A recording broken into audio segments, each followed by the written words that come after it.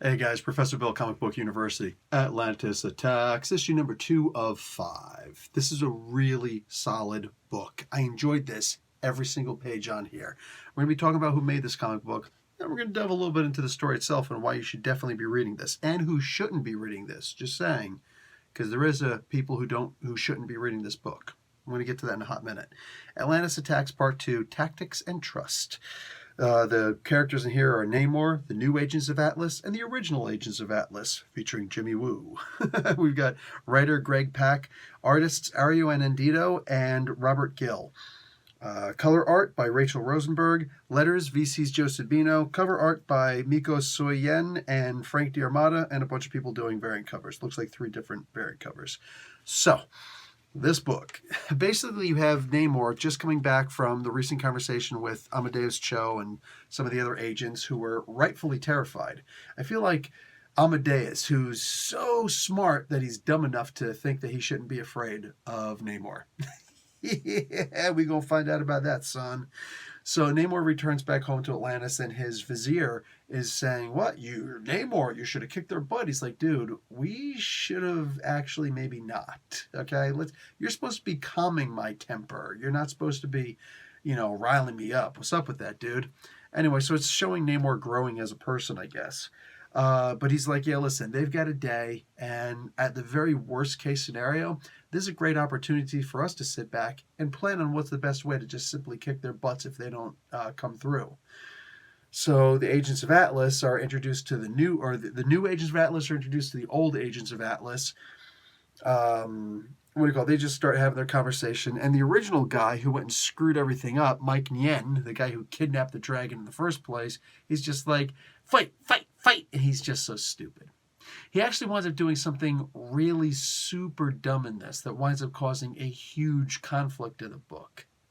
And all I'm going to say is that next issue, we're going to have Namor versus Amadeus. And Amadeus, who thought he was so smart, once again, decides to have the fight in the water.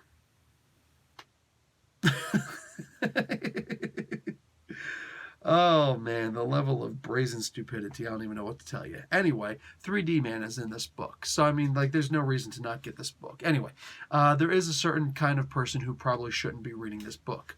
If you are not into totally freaking awesome stories and pretty wicked art, you probably shouldn't be reading this book. No, seriously. If you didn't read the Arrow and Wave comic, just basically Arrow, if you weren't reading the Swordmaster book, which was Swordmaster and Shang-Chi, and if you weren't reading the new Agents of Atlas and the regular Agents of Atlas over in the War of Realms and all that other crazy stuff, you could still jump on this book. This issue, maybe it'll be a little bit harder for you. You'll get the gist of what's going on, but you could still jump on this book. That's how good it is. That's how detailed it is. I didn't even bother reading the backup story, the introduction page, the title page, which actually gave you a lot about what has already happened. No. I simply jumped into this. Even though I read the previous issue, everything was mostly explained in here. In fact, there's a whole bunch of really good things in here. I was wrong on one thing. I actually thought that this one cave painting that Namor was looking at was actually Marina. Anybody remember her from the Alpha Flight books? I thought that was actually that. It was actually the Sirens instead. More on that if you read the comic book. But there's a bunch of little rumors in here. They talk about Chip Zdarsky's run on the Invaders, where he lost his mind. Namor lost his mind. They reference that in this. They don't actually bother pointing that out in here.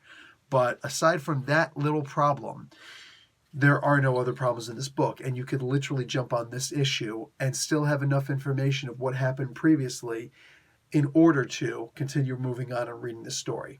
That's how well detailed the book is, and it's not boring at all. It's not slow for even a moment. It's a very fast-paced book. I enjoyed the heck out of this. So if you didn't read those other books and you jump on this, I think it might actually make you want to go back and read those comic books. That's real talk from beginning to end. This book is going to make you want to go back and look at these other characters, find out more about these other characters, read the other comic books, because they're really that enjoyable. Anyway, guys, that's about going to be it for me. So if you don't want to go and start buying a whole bunch of new comic books, don't get this issue. Because otherwise, wow, this is hot. And I can't wait to see the Namor Amadeus Cho combat in the next issue. I am seriously amped for that. Is it next month yet? And I'm done. Guys, make sure you turn this video sideways, hit that like button because you're already subscribed, right?